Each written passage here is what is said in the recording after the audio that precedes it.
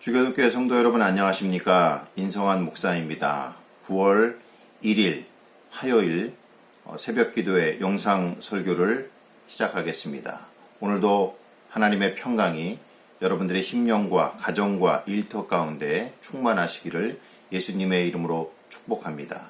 오늘 본문의 말씀은 구약성경 예레미야 26장 1절에서 15절까지의 말씀입니다. 예레미야 26장 1절에서 15절 말씀입니다. 오늘 본문의 말씀을 다루기에 앞서 예레미야서가 어떤 책인지 간단히 살펴보도록 하겠습니다. 예레미야 선지자는 남유다가 바벨론에 의해서 멸망하기 직전까지 사역한 선지자가 예레미야 선지자입니다. 초기에 그의 메시지는 회개하고 하나님께 돌아와라 라고 하는 메시지였습니다. 그러나 이스라엘 백성들은 회개하고 돌아오지 않습니다. 그래서 나중에 가서는 그의 메시지가 바벨론에 의해서 포로로 끌려가는 것이 하나님의 뜻이기 때문에 대항하지 말고 바벨론에 항복하라고 하는 메시지로 변하게 됩니다. 나라의 멸망을 바라보며 많은 눈물을 흘려서인지 예레미야 선지자의 별명이 눈물의 선지자라고 하는 별명을 가지고 있습니다. 오늘 저희가 본문 26장의 말씀은 1절에 보면은 요시야의 아들 여호야김이 다스리기 시작한 때에 라는 시대적 배경을 말씀해 주고 있습니다.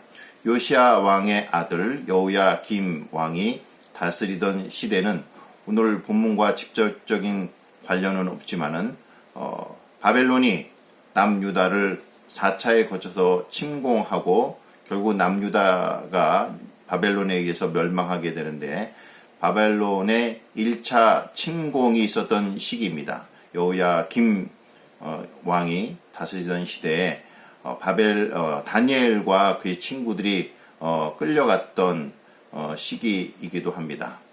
오늘 본문의 말씀은 하나님께서 예레미야 선지자를 통하여 회개하고 돌이킬 것을 말씀하고 있습니다.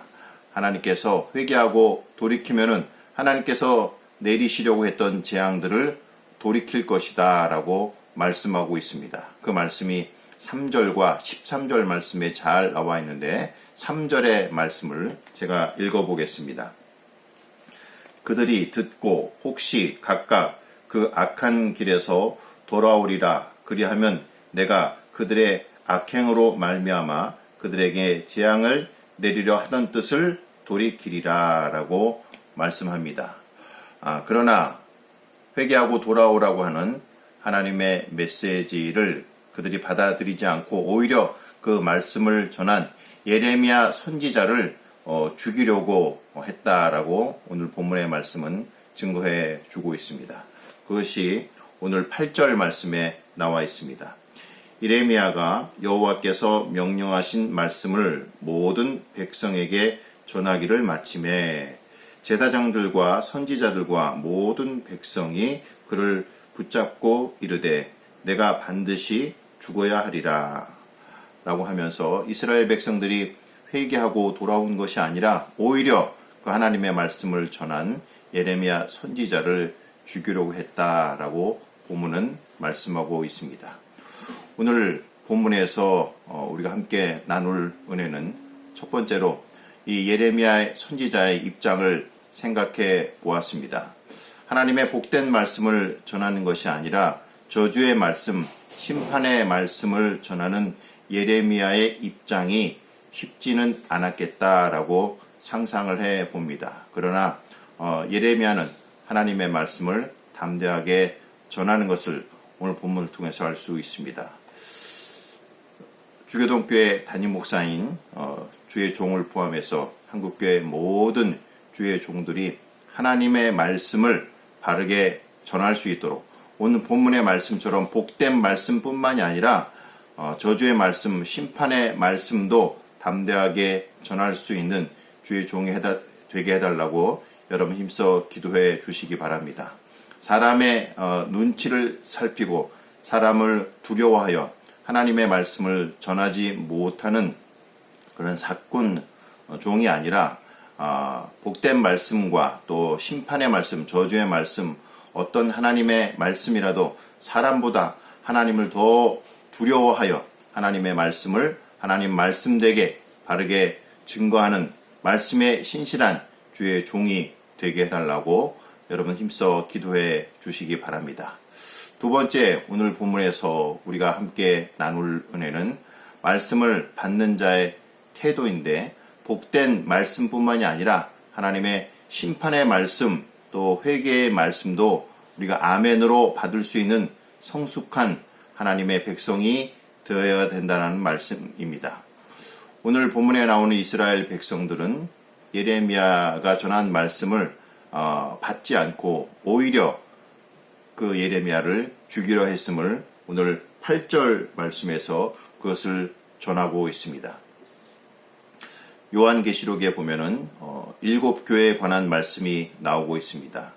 7교회가 칭찬과 책망을 받고 있는데, 어떤 교회는 칭찬만 받는 교회도 있고, 어떤 교회는 칭찬과 책망을 받는 교회가 있고, 어떤 교회는 책망만 받는 교회가 있습니다. 예전에 저는 칭찬만 받은 교회를 부러워했습니다. 그러나 이제는 책망 받은 교회도 부러워합니다. 왜냐하면은 책망을 받았다는 것은 아직 회개하고 돌이킬 수 있는 기회가 있기 때문입니다. 문제는 무엇이냐? 그 책망조차도 듣지 못하는 영적으로 잠들어 있는 성도와 교회의 상태가 문제인 것이지, 책망 받은 것이 문제가 아니라 아예 그러한 하나님의 음성조차도 듣지 못하는 영적으로 잠들어 있는 상태가 문제라는 사실입니다. 사랑하는 성도 여러분, 코로나 사태가 길어지고 있습니다. 어쩌면 우리의 회개가 더 필요한 것일지 모르겠습니다. 성령 하나님 앞에 기도합시다.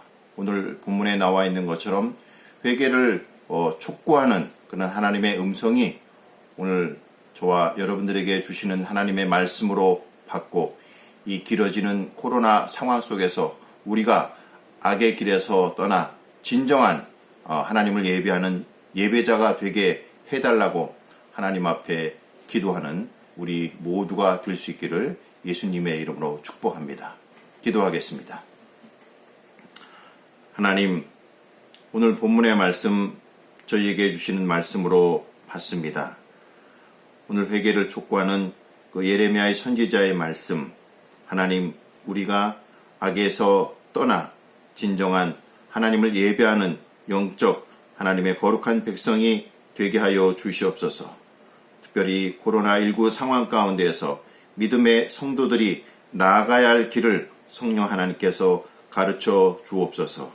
감사를 드리며 예수 그리스도의 이름으로 기도하옵나이다. 아멘.